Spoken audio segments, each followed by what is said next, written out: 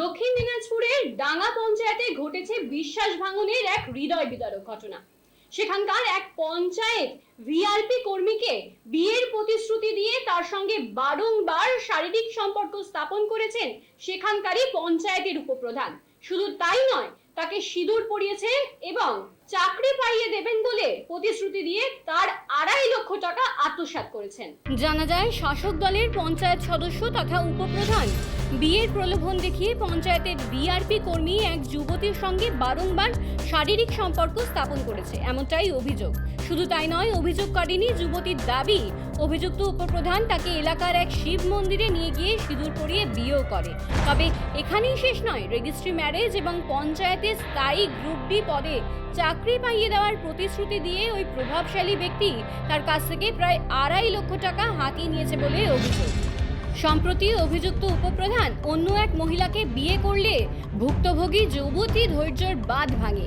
যুবতী আরও জানান, এই ঘটনার কথা কাউকে জানালে তাকে প্রাণে মেরে ফেলার হুমকি দেওয়া হয়েছে উপপ্রধানের পক্ষ থেকে।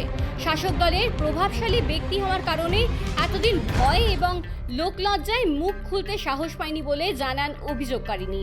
অবশেষে বালুরঘাট ব্লকের পরানপুরের বাসিন্দা এই যুবতী টাকা ফেরত এবং সুবিচারের আশায় বালুরঘাটের বিডিও, দক্ষিণ দিনাজপুরের পুলিশ সুপার এবং এমনকি মুখ্যমন্ত্রীর কাছেও লিখিত আবেদন জানিয়েছেন। এই ঘটনায় এলাকায় তীব্র চাঞ্চল্য সৃষ্টি হয়েছে এবং উঠছে ঘটনার সুবিচারের দাবি। আমি একটা বিচার চেয়েছি। কিসের বিচার চাচ্ছেন? 6 নম্বর ডাঙ্গা পঞ্চায়েতে কৌশিক চৌধুরী আমার সঙ্গে বহুদিন ধরে প্রেমের সম্পর্ক, আমার ইচ্ছার বিরুদ্ধে আমার কাছ থেকে 2.5 লাখ টাকা নেন। কেন না? চাকরি এবং রেজিস্ট্রির জন্য, বিয়ে করবে বলে। কিসের চাকরি দেবে বলেছিল? Group D. গ্রুপ ডি দেবে? হ্যাঁ। ওই কৌশিক কি কাজ করে, কি করে? উপপ্রধান। উপপ্রধান কোথাকার?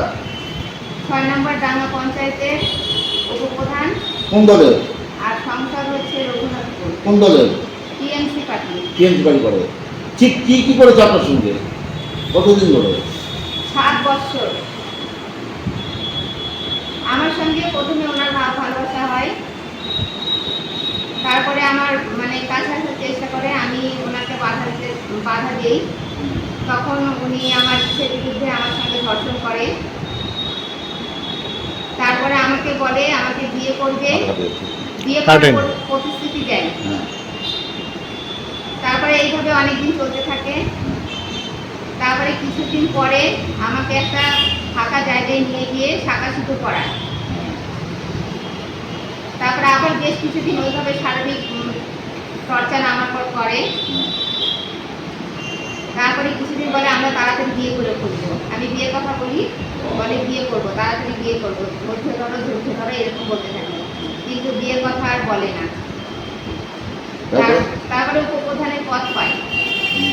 উপপ্রধান পদ পেয়ে তারপরে পরিবর্তন হতে থাকে। কিছুদিন পরে আমি শুনি, কিছুদিন পরে না, অনেকদিন পরে শোনা যায় যে তার বিয়ে ঠিক হয়েছে। তারপরে আমি তাকে ধরি যে আমাকে বিয়ে করো। সে অস্বীকার করে, আমাকে ভালোবাসাকে অস্বীকার করে। এবার আমার মেরে ফেলার হুমকি দেয়, আমার পরিবারকে হুমকি দেয়। তারপরে যখন বিয়ে করে, এবার ওই হুমকি দেওয়ার ফলে আমার পরিবার আমাকে বাধা দিতে নিষেধ করে, এমনকি আমাকে ঘরবন্দি করে রাখে। ওই কারণে আমি ওর বিয়েতে বাধা দিতে পারি না। এখন কি চাচ্ছেন? আমি এখন চাইছি, আমার সঙ্গে যে 7 বছর ও এইরকম আমার সঙ্গে ব্যবহার করেছে, আমার বিশ্বাস নিয়ে ছেলে খেলা করেছে, আমার টাকা পয়সা নিয়েছে, আমার মান সম্মান সব শেষ করে দিয়েছে,